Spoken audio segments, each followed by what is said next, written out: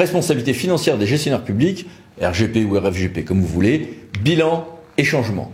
Car cette responsabilité financière des gestionnaires publics sanctionne tant les comptables publics, pas tant ou de fait, qu'un certain nombre d'ordonnateurs, plus nombreux que ce qu'on croit. Ça se passe devant la Cour des comptes qui est juge de première instance, et puis après il y a une cour d'appel financière et un éventuel recours en cassation devant le Conseil d'État. Ce nouveau régime de responsabilité, donc unifié, donne lieu à un nombre d'arrêts un peu limité, des amendes raisonnables. Certains sous-estiment ce régime, à tort, pour des tas de raisons. Ça ne sanctionne pas que le haut de la hiérarchie. On descend plus bas que ce qu'on croit, y compris des agents de tout début de l'échelon de la catégorie A, par exemple, dans certains cas. La vraie sanction est ailleurs. C'est le stress, c'est la carrière. On est sur des choses qui sont vécues comme du pénal, qui sont très lourdes à vivre et à gérer. Ce régime fixe aussi des standards de gestion en matière de contrôle de pièces, en matière de gestion, en matière de contrats pour les entreprises publiques locales, en matière de niveau de contrôle sur un certain nombre de dépenses, en matière de diversification d'activités. On a déjà des standards administratifs qui sont en train dans la pratique professionnelle de changer en fonction de ces décisions de la Cour des comptes. Et puis, pour le juriste, c'est tout à fait passionnant. Enfin, j'ai le sentiment, moi, d'être un petit peu comme le juriste de droit public qui voyait les grands arrêts du début du XXe siècle du Conseil d'État. On a l'édification d'un nouvel édifice juridictionnel important, qui sera important dans notre ensemble. C'est, d'un strict point de vue juridique, tout à fait passionnant. Faisons le point 2 ans après cette révolution, puisque l'entrée en vigueur était au 1er janvier 2023. Voici ici les références des textes. Alors, les élus sont exemptés de ce régime, oui, mais sauf gestion de faits, réquisition, un certain nombre de cas de condamnation pour une exécution de décision de justice et autres, qui font qu'au total, les élus se retrouvent plus souvent concernés qu'ils ne le croyaient initialement. Et un dispositif gradué de sanctions qui est associé à ces infractions, n'hésitez pas à mettre sur pause, d'une manière générale, je vais aller très vite, mais en mettant plus de choses à l'écrit, n'hésitez pas à mettre sur pause. L'infraction la plus fréquente est celle de l'article 131.9 du Code des juridictions financières, qui sanctionne les cas où on a une faute grave et un préjudice financier significatif. Un grand nombre d'arrêts ont été rendus pour définir ces deux notions qui d'ailleurs ne sont pas vraiment étanches entre elles, avec d'ailleurs pour la Cour d'appel financière un arrêt tout à fait récent sur les cas de fraude au RIB, arrêt considéré par beaucoup d'acteurs comme très sévère.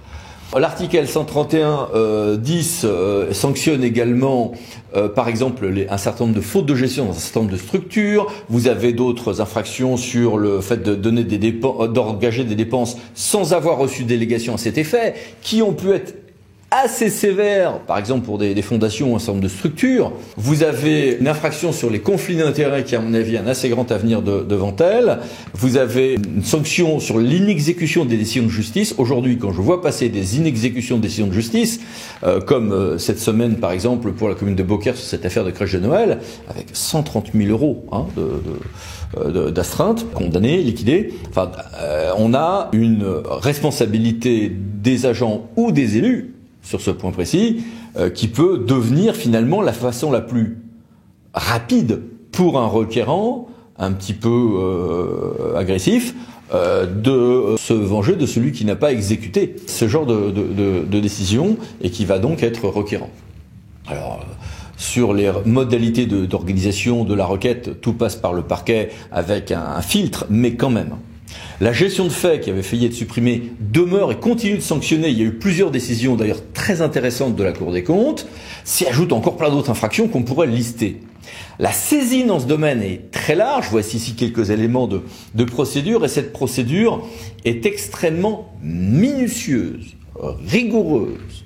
Il y a des éléments d'ailleurs de prudence intégrée dès les contrôles. Depuis ce nouveau régime, on ne gère plus un contrôle de gestion d'une chambre régionale ou territoriale des comptes de la même manière. Il y a un certain nombre de choses à anticiper. Voici ici quelques détails et on a sur les lignes de défense une manière de le gérer qui est encore très distincte de ce que l'on va connaître devant le juge administratif de droit commun ou devant le juge pénal. C'est un autre fonctionnement. On a évidemment un point majeur, on va en parler tout à l'heure, sur les assurances, surtout depuis que le Conseil d'État nous a dit que la protection fonctionnelle n'était pas de droit en la matière, donc là il faut vraiment s'assurer. Il y a des questions de prescription quand on va chercher à faire des dépenses, mais il faut pas trop compter dessus. Voici ici quelques détails qui font que la jurisprudence qui s'est bâtie fait qu'on aura rarement la possibilité de défendre de manière efficace sur les questions de prescription. Et puis on a un contradictoire, donc des échanges qui sont extrêmement minutieux, des écritures précises, énormément de pièces à lire, c'est très chronophage.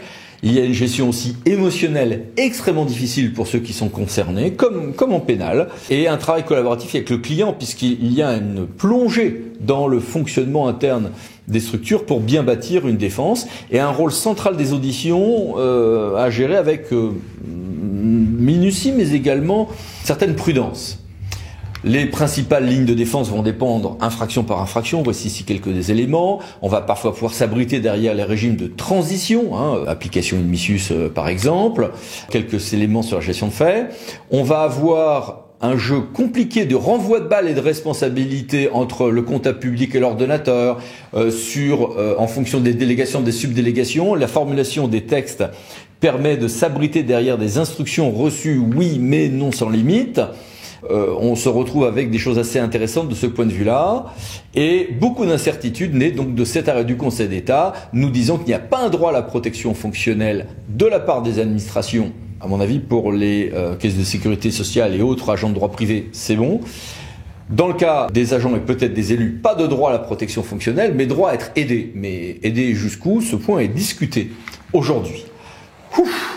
Sur tout ça, j'ai voulu poser quelques questions à un assureur, mais qui est également un technicien de cette matière.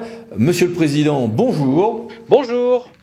Première question, comment vous assurez, qu'il soit ordonnateur ou comptable, réagissent-ils à l'évolution de ce régime? Et s'agissant des ordonnateurs, cela peut être des ordonnateurs secondaires, des gens dans la chaîne hiérarchique. Il y a eu des condamnations pour des gens dont le travail était le suivi des contentieux, par exemple, dans le cas d'un centre hospitalier. Donc, comment vos assurés réagissent-ils à l'évolution de ce régime? Eh bien, ils sont confortés dans la bonne idée qu'ils ont eue de s'assurer.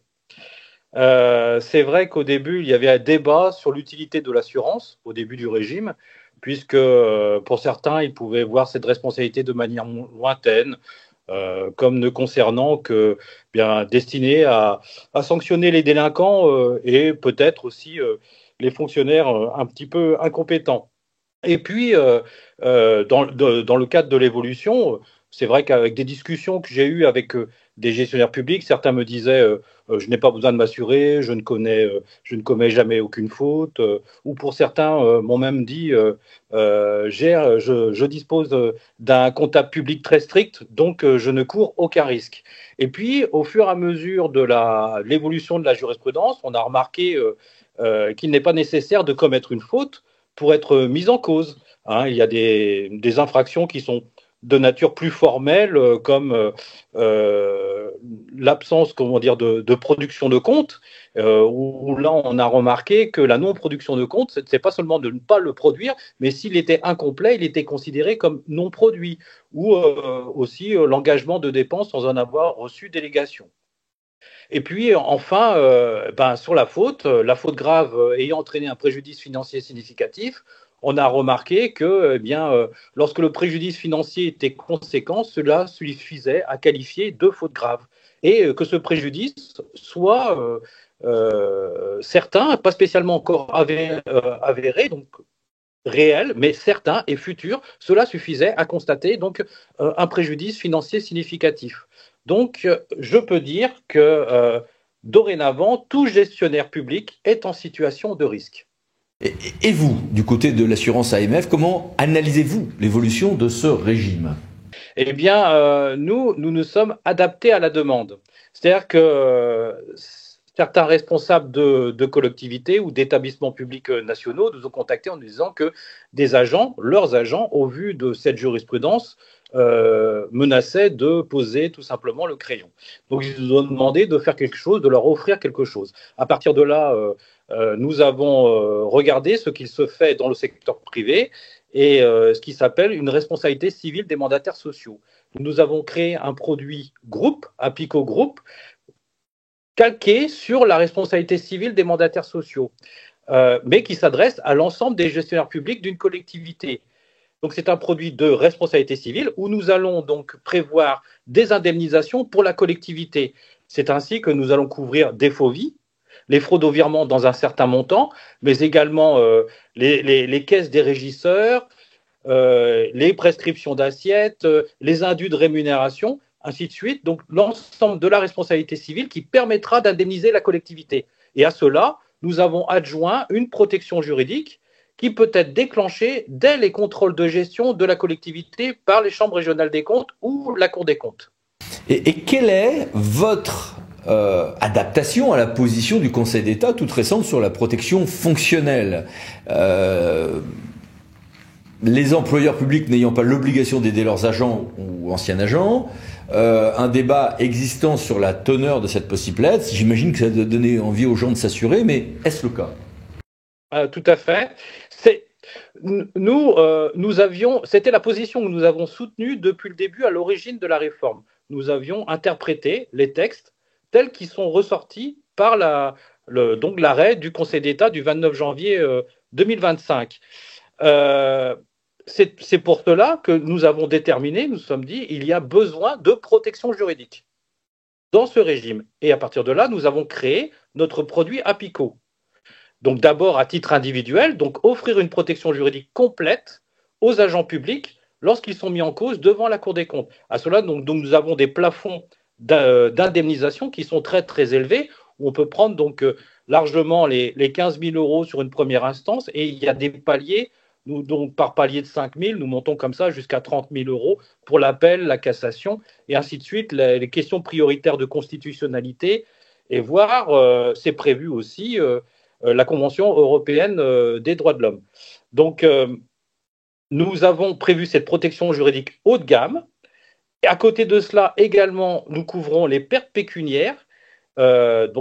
Puisque l'agent va devoir se déplacer, ce ne sont pas tous des Parisiens, donc les frais de déplacement, les frais pour aller chercher des pièces, mais également l'indemnisation des jours de congé de ces agents s'ils ne peuvent bénéficier d'autorisation d'absence.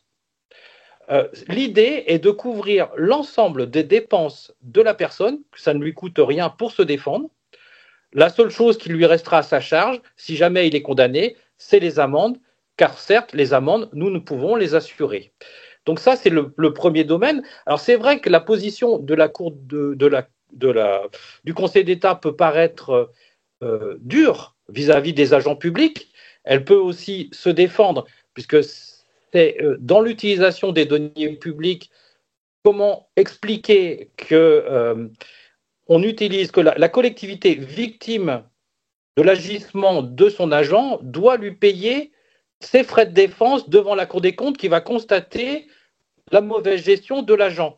C'est vrai que le cheminement intellectuel peut paraître compliqué. À côté de cela, c'est vrai que le Conseil d'État ouvre la possibilité aussi, on le voit bien, à la collectivité, à l'administration, d'aider son agent, de le soutenir. La note de la secrétaire générale qui était attaquée dans ce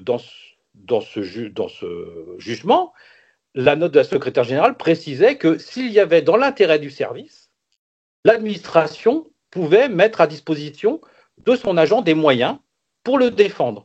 Et c'est vrai qu'il apparaît, même si on est devant donc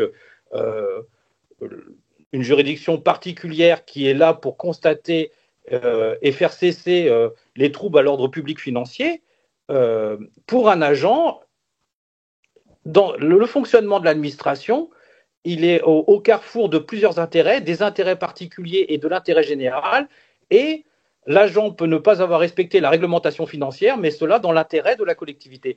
Et c'est vrai que la collectivité, elle peut être amenée à défendre cet agent. Et donc lui donner les moyens de se défendre, c'est également important dans le bon fonctionnement de l'administration. C'est pour cela que soit l'administration a les moyens et les ressources en interne pour le faire, soit elle ne l'a pas. Et nous avons donc créé ce contrat groupe Apico qui peut permettre à la collectivité d'offrir donc une protection juridique en utilisant des prestataires externes, donc par cette protection juridique, pour pouvoir soutenir ses agents. Voilà, je vous remercie, maître.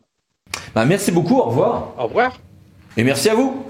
À bientôt pour une nouvelle vidéo, les 10 minutes juridiques. Parlons d'associés pour VK. Pensez à vous abonner. Merci, au revoir.